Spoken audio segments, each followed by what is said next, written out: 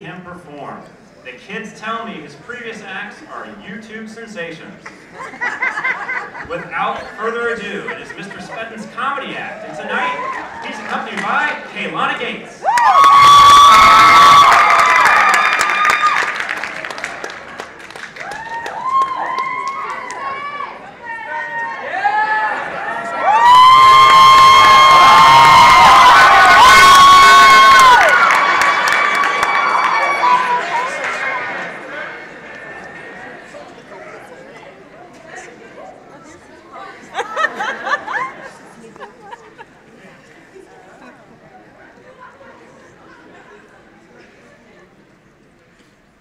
People often ask me, what are you going to do next? You've conquered so many fields: history, politics, music, art, and you are an accomplished author. What's next for this Renaissance man? I'm going to conquer the fashion world. I'm wearing the Ronaldo Spedden collection. Notice the tie, strategically placed, different from anybody else. Brown shoes that don't match. And of course, white socks. Now, I could not bring the whole collection because, that's for the new thing at the Paris fashion show. But you can get this collection in coffee stain, whiteboard marker, and also you can get the extra short edition, but that might be too risque to this audience.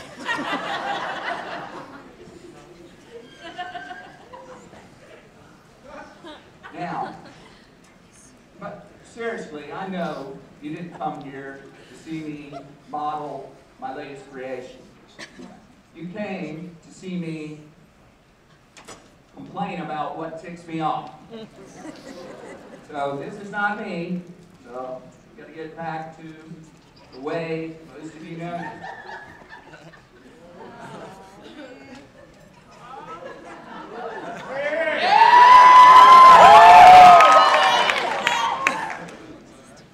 I feel better already. Oh yeah!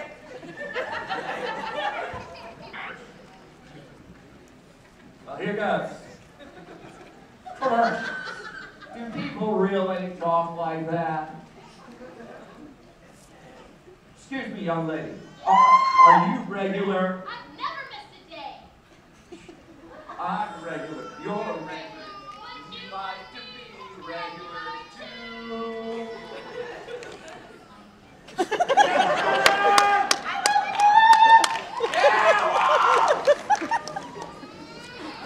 I've also now conquered song and dance. Alright. Now, the way I look at it is nobody's business when, how, or how often I do my business. And the name Activia, I guess, oh my God, I've got to go. And look out, here it comes. We're too graphic. They have some nerve. You know, Jamie Lee Curtis is sitting there looking at a video about some lady. She's going, oh, it's so wonderful. What's next? You know, you see a closed door and suddenly, whoosh. Let me hear the announcer. The sound of success. And then she goes, oh, and I'm gonna need Charmin too. Better not use too much, or I may need the band. Now, isn't that multitasking? You know, I took care of 3 commercials at once. Now, another one that drives me nuts. Life alert. I mean, come on. Can they find worse actors? I've fallen and I can't get up. I mean, suppose you have someone working there with an attitude. Look, ma'am, I don't blame you. You gotta convince me. We got emergencies and you're messing with me. Oh, really? No. Or, but then again, it's a low budget thing. They can't afford, some Shakespearean actor. I have fallen, and I cannot regain my balance. Whatever shall I do? Good thing I have my life alert. I shall press this handy button, and they will rescue me. All right, well, and then another one that drives me nuts, the Ricola commercial.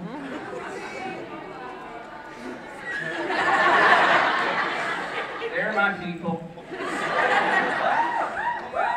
All right, I mean, you've got these guys, and they've got these huge instruments, and they're going, Ricola, in the middle of a huge snow area. Don't they know if you yell, you'll cause an avalanche? I mean, if that happens, a cough and a sore throat are the least of their problems. All right, now finally, the last thing that really irritates me. People with fake British accents. I seem to be a magnet for these people. It's like, well, someone else has got to come by and irritate me. Well, when I was in high school, I had an English teacher who had a fake British accent. And that probably started me on my dislike for them. This lady taught us about iambic pentameter. It must have been pretty good because I still remember it, but this is how she did it. She'd walk into class and she'd go, my cat's name is Helen of Troy. I'd be like, oh my God. She'd be on Borders now. And she goes, this is what I say to her every time I enter my house.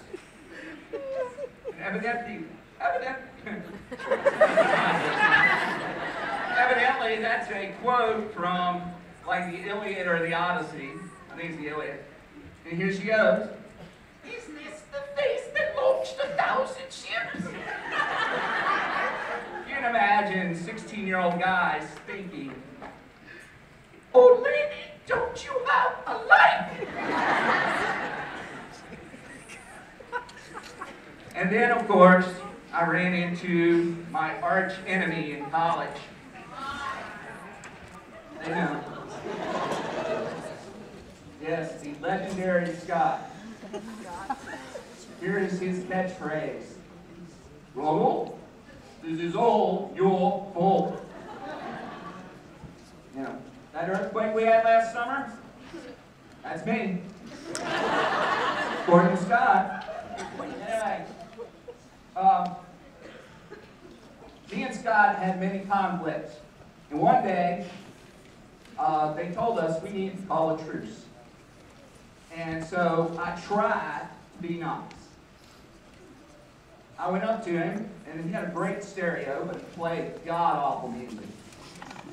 And he would talk like this about it. He goes, I only listen to the classics like Bach and Beethoven. And I jumped away because I thought he was going to Bach on me. And anyway, I said, look, I really admire your stereo. One of these days I'd like to get one. Can I look at it?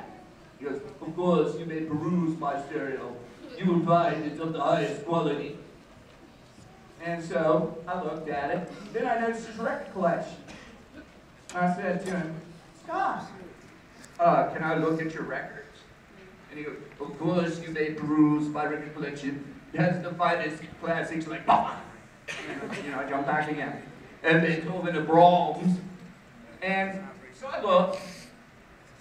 And then I noticed something that made me smile. Scott, who always said rock and roll was evil and barbaric, had had a corner of his record collection devoted to rock and roll. And of course, all bets were off, man. The truth's gonna be over.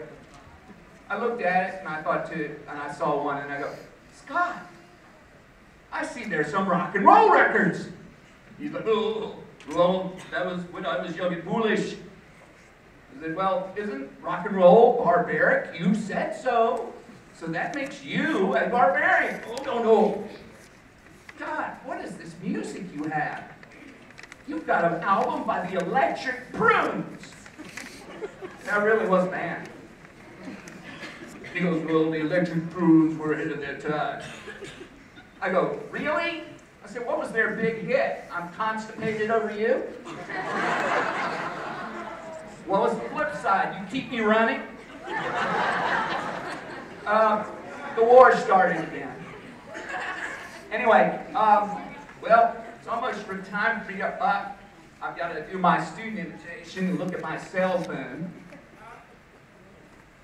And I remembered it this time. Usually, you know, all you students at 2:18, they look at their cell phones, and then, you know, like they're expecting this secret message, like, the Mayans are right, the world's going to end, you don't need to study. And normally, it's stuff like, the bell rang, we're going to the bus. Really? Or, my favorite, history is boring and whack. But, well, I've got this on vibrate, so I have to take an important call. I told people not to call me. Yes, Mr. President? Oh, Lord. Yes, you do need my help. I'll be there right away. Well, folks, I have to go. But before I do, I decided to give you a little souvenir of this momentous occasion. I have autographed these scripts and dated them, and I'm going to throw them out to the audience for all you lucky collectors. I got to get it over to my people over here. Okay, over here.